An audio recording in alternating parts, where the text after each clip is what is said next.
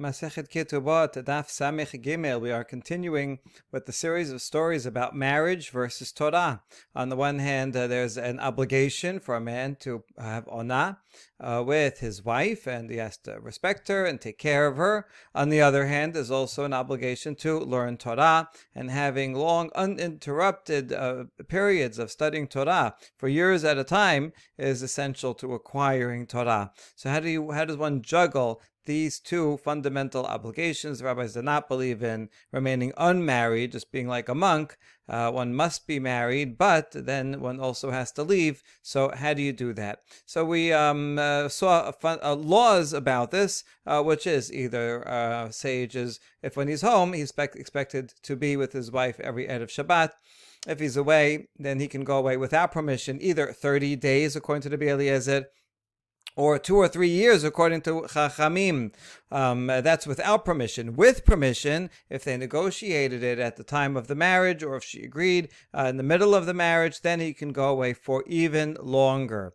Nevertheless, even if it's permitted, still there are consequences, and one must take into account the feelings of the woman and the exact circumstances. And for that reason, we have not only laws, but also stories, and the stories kind of fill in, flesh out the skeleton, which is simply the laws. So with the combination of the laws and stories, we have a full picture of what are the basic requirements, but how do you live it in reality? So that we learned from the stories. So we saw the first two stories are about sages who came back relatively often, but did not keep their promise. They were expected to come every so often, but their learning seduced them away from their wives, and so they ended up dying. So those are the two pairs of negative stories. The middle two stories that we finished with is where they go with permission, and they come back. But when they come back, they find that either his wife is barren or his wife is surprised and dies. Now, these poor women, what did they do wrong? Nothing. They don't deserve this fate. So in this case, because the rabbis did care about them and did keep their promise, even though it was for a long time, so they were able to pray for them, and they came back to life, or they got better. So this is a positive outcome, but still not necessarily a good example, because we're not going to rely on miracles. The last one we saw was story number 5, where Rabbi Chama Barbi says, I'm not going to do the same mistake and surprise my wife. And so he comes, he meets his son in the Bet Midrash, and he says, oh, I wish I had a son like this. And sure enough, it was his son. So you see how careful he is in not surprising his wife and taking into account her feelings. He goes with permission and all that. And so this is a very positive story, that the outcome was good, even though he did have to go away for so long. If it's done properly with great care, then the outcome can be good. So story number 6 also is going to be a story of someone who goes away even longer, but the outcome is good. So let's see this famous story of Rabbi Akiva, Ayad ben Kalba Sabua Hava. Rabbi Akiva was the shepherd of Ben Kalba Sabua, who was a very wealthy man in Jerusalem. They say he was named this because anyone who went to his house hungry as a dog would come out satiated.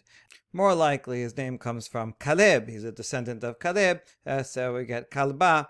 Okay. Chazite berate davas ma'ale. Ben Kalba Sabua's daughter saw Rabbi Akiva hanging around, being a shepherd for his father, and she saw he had very fine qualities. He was humble and upright. Even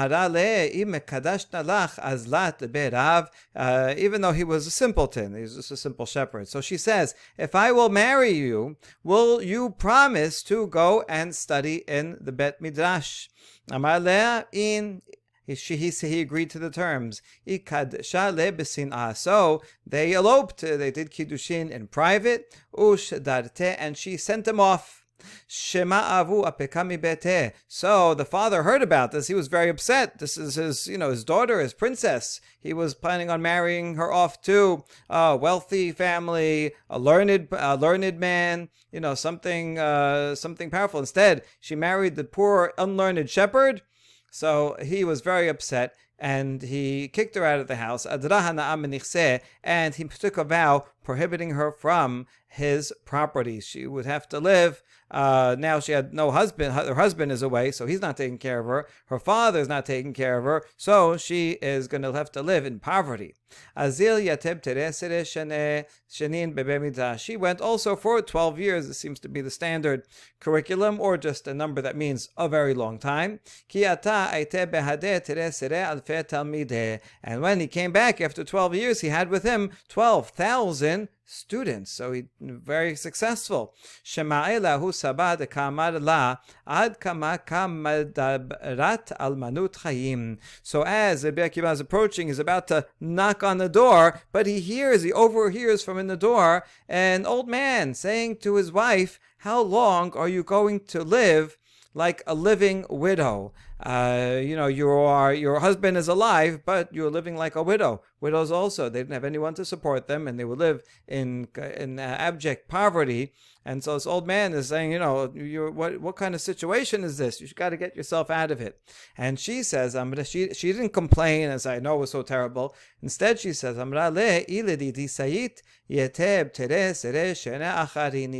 said, if it were up to me, he would go and study another 12 years. So he's totally willing to self-sacrifice and be alone and be impoverished if it will mean for the sake of his learning and teaching Torah. So Rabbi Akiva overhears that. Imagine he has these 12,000 students with him, and he hears that. So he samad b'shut ka'abida. Oh, look, I have permission to go for another 12 years. Right? This picks up on the theme earlier of without permission, with permission, with permission. Right? You can go as long as you want. So she's not only, no one coerced her. She, without anybody there, without Rabbi Akiva there, she volunteered and said, "I wish she would go another 12 years." So he turned right around and went back. He learned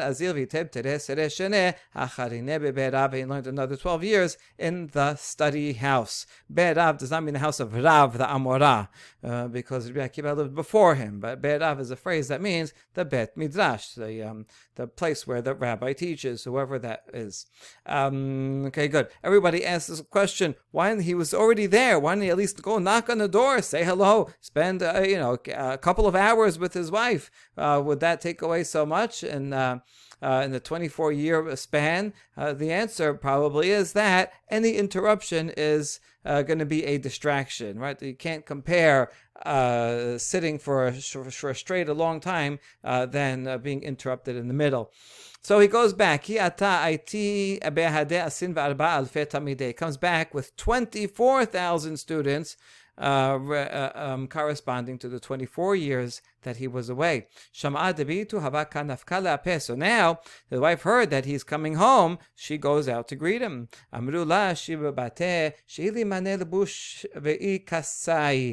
the neighbors say, "Why don't you go?" It's like the first time he came back, this old man is there. Now the neighbors are telling her advice, but they're always saying bad advice. So they say, "Why don't you go borrow some clothes and get dressed nicely? You're wearing old rags from being impoverished, and so don't you want to look nice for your husband?" She says, "No, I don't have to, because the righteous person knows the life of his beast," comparing herself, like even a lowly beast, he would know the value, and so I don't have to dress up. He knows who I am, and he will appreciate me no matter how I dress. When she came to him, she falls on her face. She, the wife, is kissing the feet of Rabbi Akiva out of deference, respect. So his attendants, his students, his bodyguards, they're pushing her away. Some crazy lady is coming and kissing his feet, right? So they're trying to push her. Away. In the famous line, Rabbi Akiva says, "Leave her. All of my Torah and all of your Torah," speaking to his 24,000 students, "is all belongs to her. She is the reason why this happened. She's the one that pushed me to go study in the first place and allowed me and encouraged me to stay. So she gets the credit for all of our Torah. Shema avu da'ata gabra rabba lemata. Now the father heard that a great man came to the city. He didn't know it was his son-in-law. He just thought it was a great rabbi. Amar ezil legabe efshadim efendi zai. In the meantime, the father saw this whole time that his daughter is living in poverty, and he felt bad about it. He wanted to undo his vow. But this is a difficult thing to do. Not just any rabbi can undo a vow. You have to, really know the laws and be able to figure out how to undo it. And so, so he came to ask him, and Rabbi Akiva said, did you vow, having in mind that the person that your daughter married would become a great man? One of the ways to undo a vow is if you can find a situation where that you didn't have in mind when I made the vow, I didn't realize that this would be the consequence. So if you had known that your son-in-law would be a great man, would you have still made a vow? Ben Kabasabua says it doesn't have to even be the Gadol Hador. Even if he studied one chapter or even one halacha, he knows one mishnah, that would have been enough for me. That I would have considered him already not an ignoramus, and I would not have made the vow against my daughter. Amarle, Anahu, Rabbi Akiva reveals himself, says, actually, I am your son-in-law. So this has a parallel to the previous story where the father did not recognize the son. The father, who was the rabbi, who didn't recognize his son. Here it's the father-in-law who doesn't recognize his son. Although there's a switch. In the previous story, the father was the one that was away. Here, the son-in-law is the one who went away. Nafal al apen nshake al kar'eh. Now, Ben Kabasabua, he falls on his face and kisses the feet of Rabbi Akiva. Vehev le palgama moneh, and he gives them half of his money, so they could live now respectfully. Berated Rabbi Akiva, Abdallah ben Azai hachi. And now we continue and say the daughter, their daughter that they had from this marriage of Rabbi Akiva, did the same for Ben Azai. In other words, Ben Azai also was not married, and Rabbi Akiva's daughter went to Ben Azai and says, "Hey, if I marry you, will you go and learn Torah?" And she allowed him to go away, and that's how he became a great Tana in and of himself. Now, this is interesting because elsewhere it says that Ben Azai says that he never got married because he loves Torah too much. He can't distract himself from Torah. Was not married at all. According to this source, he was married. So maybe he wasn't married, and he got this. Maybe the story is later. It's not easy to figure out this contradiction. Tosafot asks it and suggests maybe he did get married, but was never together with her, or they only did kiddushin, but never consummated with nisuin. So that's why he says yes, he got married, did kiddushin here, but the other source says they never actually lived together. All right. So anyway. So this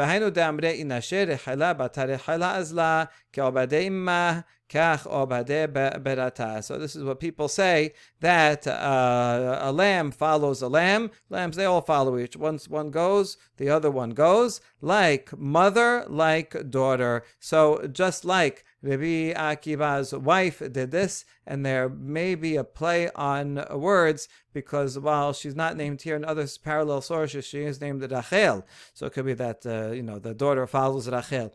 In any case, you see the mother does it, she was a model for her own daughter. So this also has a parallel to the fifth story, where it says the threefold cord will not be undone, and so you have 3 generations of learned sages. And here this story also ends with the daughter following the mother's example. Okay, so you have here 2 very positive stories where they had the husbands were very sensitive and the wives were encouraging, and that's why it ended in a positive outcome, unlike the ones before. Okay, now, final story, Rav Yosef bered Rava, shedare avuhi lebe Rav lekamed Rav Yosef. So Rav Yosef, the son of Rava, was sent by his father to study with Rav Yosef. This is 2 different Rav Yosefs. One Rav Yosef is the teacher, and one is the student here. Pasku, Rav Yosef is probably a third generation, and Rava is a fourth generation. So Rav Yosef is a generation after. So he's studying with someone who will be old enough to be his father's teacher. Okay, anyway, Pasku la shit shene, and they agreed that he's going to go study for 6 years. Agreed with whom? Well, it have to be with his wife. That the wife will allow him to go, but it sounds like also with the father, right? The father's like in the previous stories, the father wants them to go away for a long time. The son may not want to go away for so long. So anyway, they agreed on a compromise of 6 years. After 3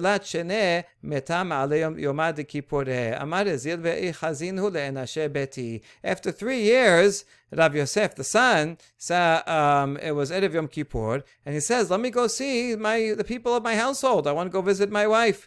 They're not studying Torah that day. So anyway, there maybe yeshiva has closed, and so he says, "Let me go see my family." Shema Abuhi, the father heard that the son was planning to come home. Shekal mana unfak le'apeh. So he took an instrument, a weapon of war, and he went to greet or push back his son. He says, "You're not allowed to come back. You agreed you're going to stay away for 6 years. You can't come back, not even for a day." Amar le zonatcha nizkarta. So the father said, "You remembered your mistress, or right, your prostitute," calling the wife, which is quite a very strong language here. But the point is that you agreed to be married, to be devoted to Torah for 6 years, and so by interrupting this, your wife now is is a mistress. So what are you doing? You're cheating on Torah. Another nicer version says, you remembered your dove, maybe saying it sarcastically. Oh, you're such love. You broke your promise and you left Torah to do this. So the father is against it. Itrud lo mar ifsik velo mar ifsik. And so they became preoccupied. Each one, they're arguing with each other. And they were to stay there until the sun set, and neither the teacher neither the father nor the son were able to eat seudah mafseket. They were not able to prepare for Yom Kippur, or another play on words, lo ifsik. They did not stop fighting. Okay, so that's the end. That's the end of the 7 stories. So it ends on such a dramatic scene. I think the point of this is that this is an everlasting question: marriage versus Torah. There is no one answer, and you have both sides of it that are going to be in tension, because there are both valuable. Torah is valuable, and family and obligation to one's wife is valuable, and therefore in every situation these tensions are going to exist for a long, long time. And so just like the father and son here continue to fight right through Yom Kippur, so too we still have to debate this very issue. Interestingly, the Yom Kippur, coming home to see one's wife on Yom Kippur, is what the stories end on, and that's also what was in the first story, that he came every Yom Kippur. So there's an envelope structure here from beginning to end. Also, the word zonah, you remembered your zonah. Zonah also appears in a previous story where he says, what would people say if he marries a second wife? This is his wife, and this is his zonah. So there are a lot of themes that run throughout. Also, the word nefesh picks up on the opening that says the rabbis did this themselves or did it with their lives. And so we have that is picked up as well. All right, so this is a very beautiful and deep series of stories, and there's a lot written on it. If anybody's interested, I can send you a bunch of articles about it. All right, well, we begin with the next Mishnah. Hamoredet al ba'ala, pohatin la miketubata, shiv'a dinarin beShabbat. A woman who rebels against her husband. We're going to see, does that mean she refuses marital relations, or she refuses to do the chores of the house that she is responsible for? That will be a machloket. Anyway, we reduce her ketubah 7 dinarin per week. In other words, 1 dinar every day that she refuses refuses until she realizes her ketubah is going to become less and less, and she gets back on the right path. Rabbi Yehuda Omer Shib'a Terapaki'in. Yehuda says no, not 7 dinarim, but rather 10 of this Roman coin, which was a half of a dinar. So Yehuda says it's half of that amount.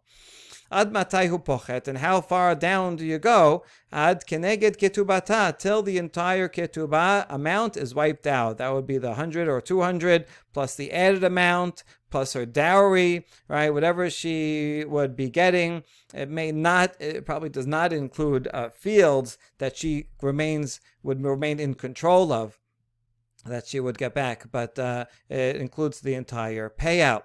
So until there's 0 left in the balance, so then she loses out her entire ketubah. Rabbi Yosef omer le'olam hu pochet ve'olech ad she'im tipol la Yerusha makom acher gobeh hemenna. And Rabbi Yosef is even more stringent against her and says you can even have a negative balance. Well, she's already not getting anything, so how's she going to pay it back? Well, if one day she inherits something, she will be in debt to her husband. So if she continues to be rebellious, then the debt will continue and go into negative territory, and she'll have to pay from any future inheritance. Not only the man, not only woman, also the man. If a man rebels against his wife and he doesn't fulfill his basic obligations, she'er, kesut, ona, then mosifin al ketubata shelosha dinarim b'shabbat. Then we add to the payment that he will have to pay the ketubah 3 dinarim every week. Rabbi Yehuda Omer shelosha terapaki'in. And he says 3 of this Roman coin, that's half of that amount. Okay, how come when a woman rebels, she's fined 7 coins, whereas when the man rebels, he's fined only 3 coins? Is a good question. One possible answer is that she is responsible to do 7 chores around the house, remember? Whereas he is responsible for 3 obligations of she'er, kesut, and ona. Or okay, maybe the Bavli is going to focus on the refusal of marital relations and say that when she refuses, that harms him more than when his refusal harms her. He is going to be more distressed about it, and so that outcome for that is worse. All right, moredet mimai. Now we ask, when someone says rebellious woman, what is she not doing? What is she refusing? From marital relations. She says they get angry, they get into a fight. She says, I'm not going to have relations with you. So then those consequences begin. No, not from that, but rather from work, doing the obligated work around the house. Making the bed, spinning the wool, things like that. Tenan. V'chen hamored al ishto bishlam alaman damar mitashmish lehayeh elaman damar mimelacha mimishubadlas. Now we're going to have a couple of questions about these 2 opinions. So at our very Mishnah, it gives a reciprocal, right? The man can also be a rebellious. So we're assuming that the man is the definition of rebellious has to apply to both the woman and the man. There's a reciprocal definition. So if I understand the one who said, according to Rav Huna, who says it means that she refuses marital relations, so then the sefa is when he refuses marital relations. So then that makes sense. But according to the one who says melacha, is he required to do any work around the house? Those are her obligations. He has to go out to work, but he doesn't do chores around the house. That's not part of the ketubah obligation. So he's in beomed eni zan ve'eni mefarnes. Yes, in fact there is. When he comes and says, I am not feeding you, I am not providing support to you, he says that to his wife. And because those are equivalent, he's obligated to give her support in exchange for her doing the chores and taking care of the home. Since those are equivalent, if she says, I'm not going to work, is equivalent of him saying, basically, I'm not going to work, I'm not providing salary, and I'm not providing for you. So those are in fact equivalent. So it does make sense. We can understand the reciprocality, according to the Rabbi Yosef. Yosef Rabbi Chanina says it's talking about work. Okay. V'ha'amar Rav ha'omed eni zan ve'eni mefarnes yosi v'yiten ketubah. Hold on, but Rav said, and someone who says that I am not going to feed or provide for you, he has to divorce her and pay a ketubah. If the man is not fulfilling his obligation of feeding his wife, he has to divorce her and give a ketubah. So this is goes against our Mishnah. Our Mishnah says, according to this interpretation of melacha, if he refuses to feed her, then we increase the amount of ketubah he's going to have to pay every week. But here it says he would have to give a divorce right away and pay a full ketubah. So which one is it? Okay, the answer is okay. Doesn't the man need to be consulted? Meaning need to be you have to have a meeting with him and convince him. So in the meantime, while we're waiting for that, it's not like he's going to give a ketubah the next day necessarily. And so, in the meantime, we will increase the ketubah by the 3 dinarim, or whatever coin it is, 3 coins, each week. And that way, it'll take some time, and by increasing, that is adding more and more of a fine that he will have to pay, and eventually that will pressure him to divorce and give a ketubah. So it's not inconsistent with Rav, it's just rather talking about 2 stages in the pressure until he does give the get. Okay, metibe. Now we're going to ask, have a challenge to these opinions. That is the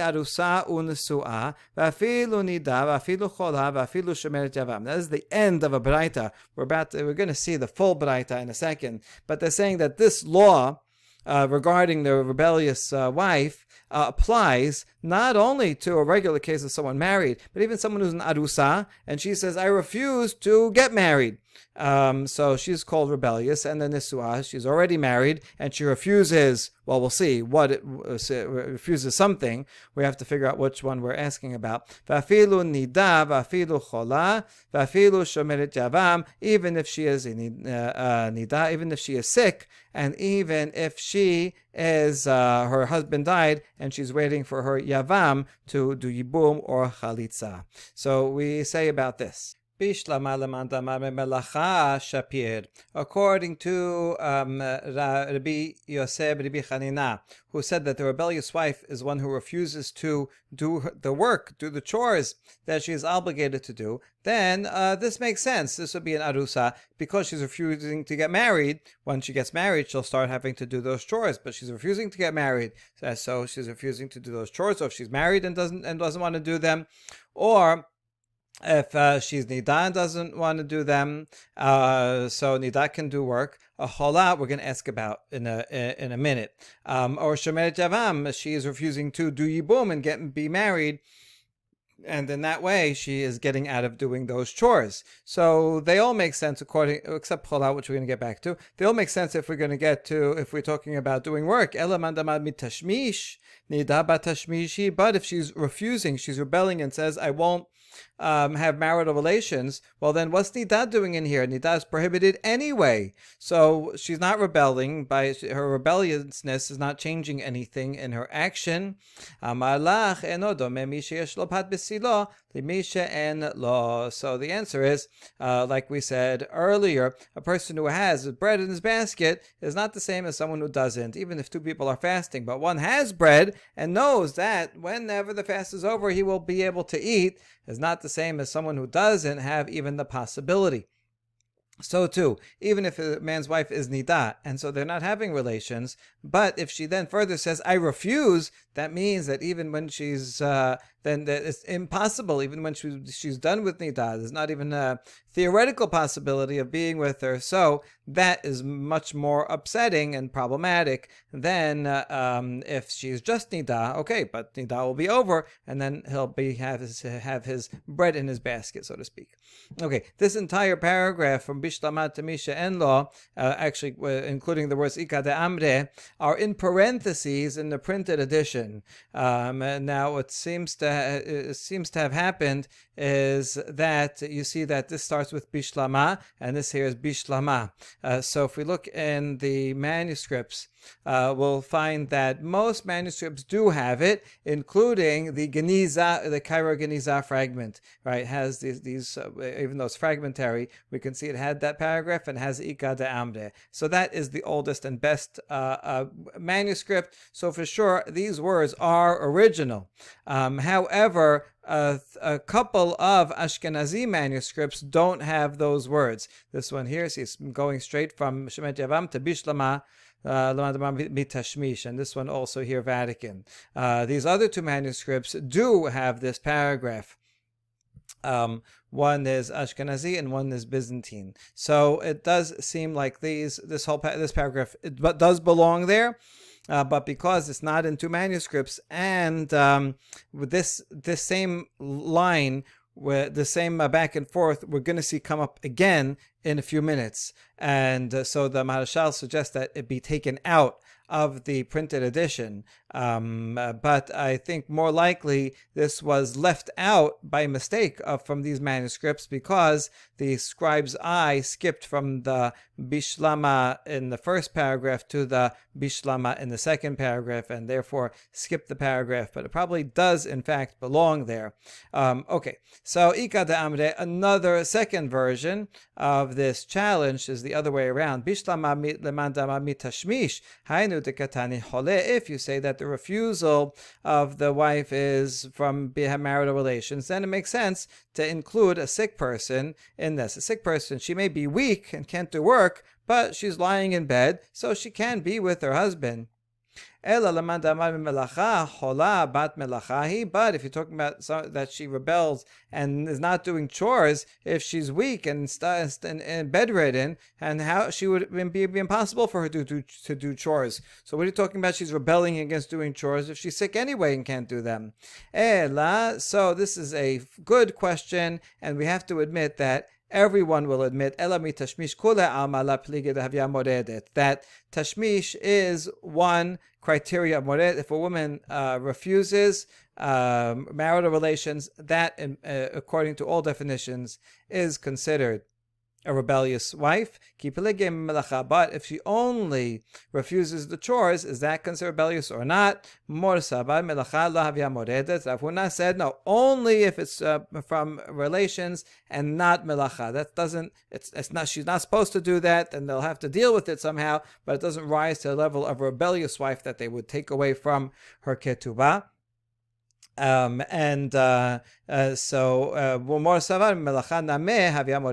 it be Yoseh, the son of Bichanina, thinks that both of them, either she refuses marital relations or she refuses the chores in the house, both of those are considered rebellious. All right, now that we quoted part of the Baraita, here's the entirety.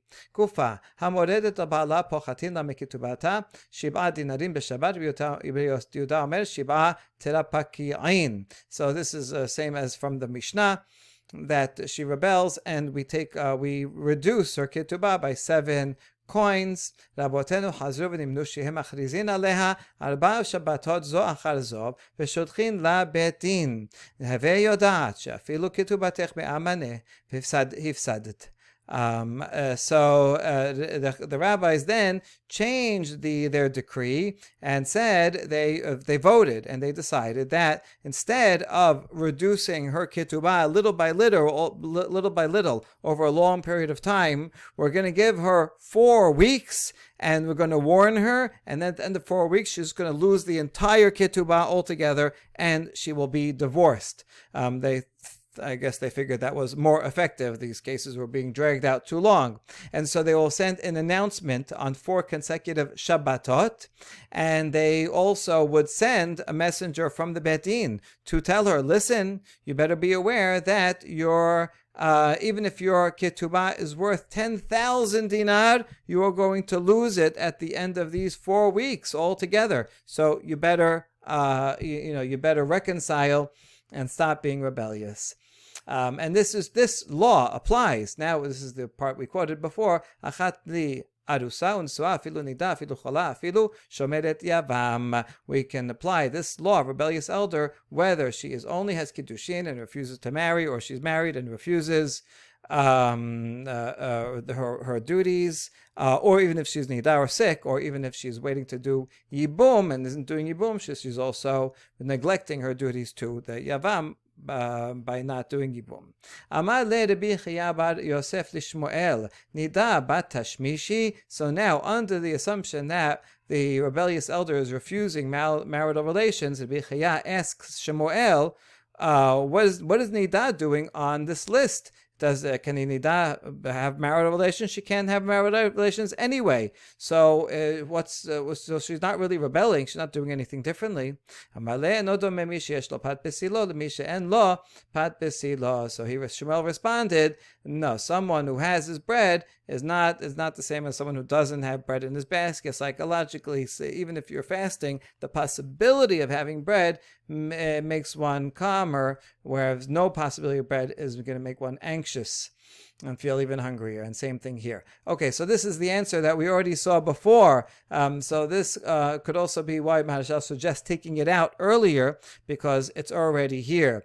But if we do follow the Cairo Geniza fragment, which does have it earlier and here, then we can actually learn something else that's very interesting. Here, it's among two named Amoraim. Rabbi Chia bar Yosef asks Shemuel the question, and Shemuel answers the question. But since it is relevant to the discussion up here also, the machloket between Rav Huna and Rabbi Yosef about what is the rebelliousness about, so we quote the Braita and we ask on one side and we ask on the other side. So it's quoted here also, even though here the question and the answer are anonymous. So what probably happened is that the second part of the sugya is the earlier part, is the Amoraic part, but then since it's quoted, this piece of the Braita is quoted out of context for earlier when we have those later Amoraim discussing this. So then this is also, the question and answer is also cited anonymously. All right, next. Amar Rami bar Chama, en machrizin aleha ela bebate knesiot bebate midrashot. When we make announcements about her, and the point is to publicly shame her, that, hey, this woman, she is not being a good wife, we do so only in the synagogues and study halls, not out in the streets. Amar avadai kanameh dekatani arba shabbatot zo achar zo shema mina. And this makes sense in the language of the Braita, because it says 4 Shabbatot, which we're taking to mean not 4 weeks, but 4 Saturdays. And so on Saturday, where is everybody on Saturday? They're in the Bate Knesiyot and the Bate Midrashot. They're not out in the streets. So that's makes sense. We learned from here, by the way, that even back then, most people went to shul on Shabbat and not so much during the week. אמר רמי בר חמא פעמיים שולחין לה מבית דין, אחת קודם הכרזה ואחת אחר הכרזה. And we send her messengers from the court twice, once before the announcements start. Listen, the announcements are going to start. You better stop being rebellious now before they start. And then if she doesn't listen, we make these 4 weeks of announcements. And then again at the end to say, listen, we made the announcements, and now you still didn't, last chance before you lose your entire ketubah. Darash Rav Nachman bar Rav Chisda. Halacha kerabotenu. Halacha follows the sages who say that we do this system of 4 weeks of public shaming, and then she loses her entire ketubah at once. Amar Rava, hai burcha. But Rava says this is absurd, maybe from the language of bur. This is an empty statement. No, halacha is not like the sages. Rava thinks that the halacha follows the Mishnah that says she is deducted from slowly over time. Amad Rav Nachman bar Yitzchak, my burachate. Says, how come you said that this is absurd? What's wrong with it? Ana amrita nihale, umishme de gabra rabba amrita nihale, umano Rabbi Yosef be Rabbi Hanina. So this is Rav Nachman continuing to talk. Says, nothing absurd about this halacha that we follow the rabbis. I said this very halacha in front of a great man, and he accepted it. A lot of times a student would say something in front of the teacher to see the teacher's reaction. And who was that? It was Rabbi Yosef, the son of Rabbi Hanina, and so that was a great man, and so he accepted this as the halacha. So Rava, why are you rejecting what Rav Nachman here said? Okay, so he maintains that position. Vihu kiman sabah sodava. Who was he following? He must have relied on something to say that this is a nonsense position.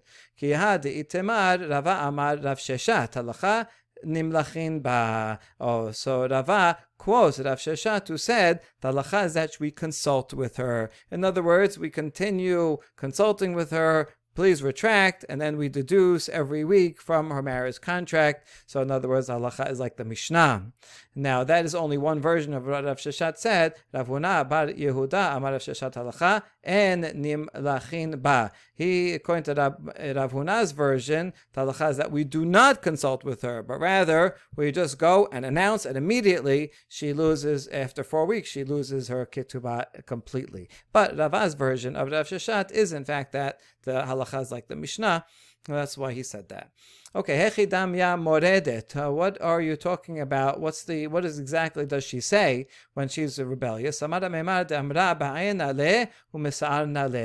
she says, I want to remain married with him, she doesn't want a divorce, but she wants to torture his life because they're in a fight. Whatever, he did something, she did something, and so now she is refusing marital relations, not because she wants divorce. She's very upset.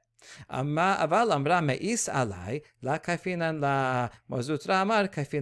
if she says, he is disgusting to me, I can't stand him, I don't want to be married to him at all, in that case, we do not compel her to remain with him. She's disgusting to her. She can't stand him. So then she has a right to divorce. She won't get the ketubah because she's the one that is asking to be out.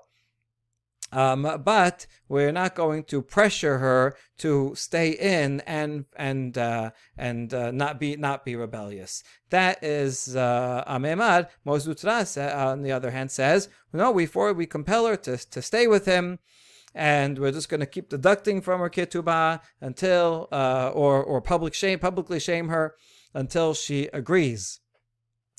Because I guess maybe she'll change her mind and they'll make up, and so we want to put more pressure to maybe save the marriage. Hava obada ve'achbah.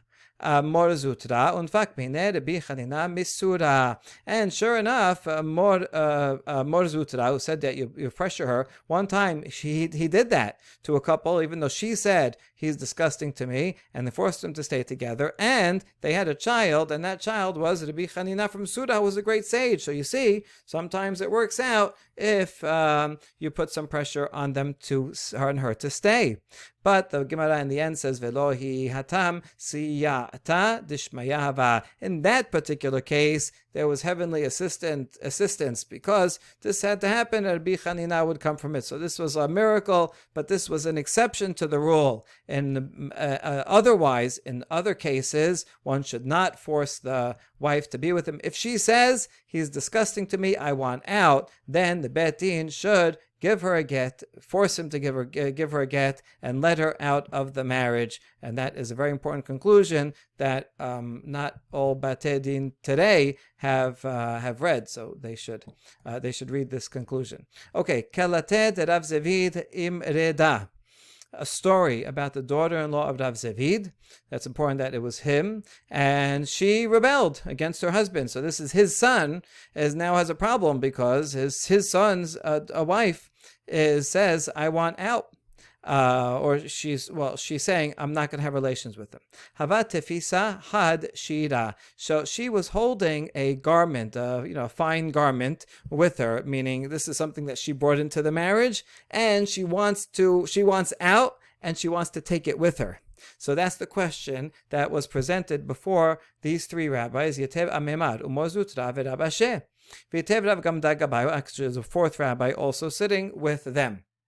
And so they have to decide, she's gonna get a divorce. Does she get to keep this scarf that she brought into the marriage? Or does she lose her ketubah altogether, and including her dowry? So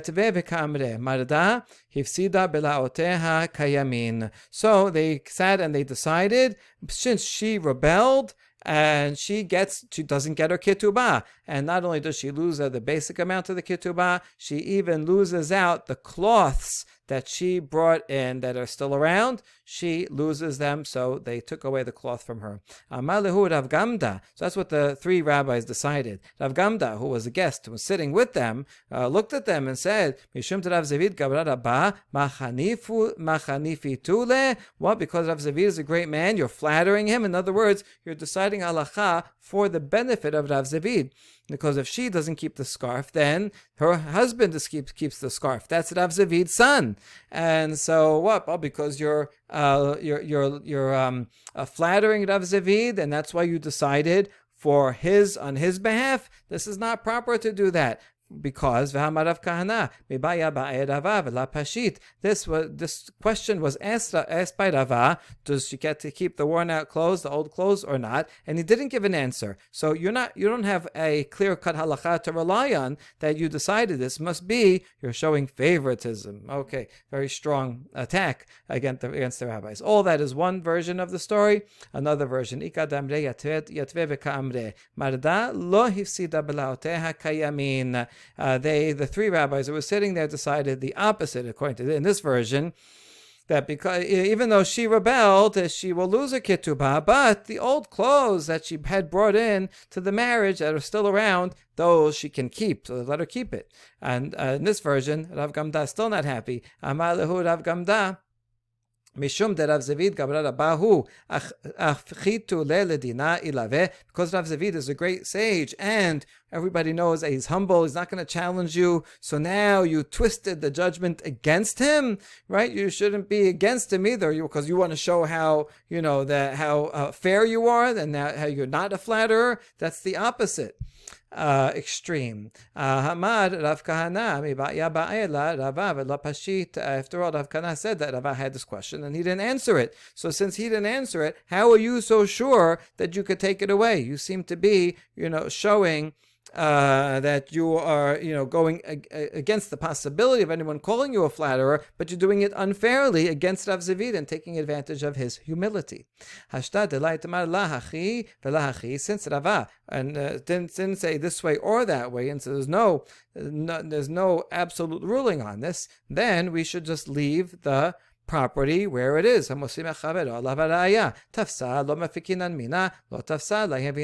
she already grabbed it, then we don't take it from her. So in this case, she had that particular scarf in her hand, so you should let her keep it. Whereas other clothing that she didn't yet seize, we do not give it to her. We leave everything as the status quo. So no matter what they decided, they were going to have criticism. Okay,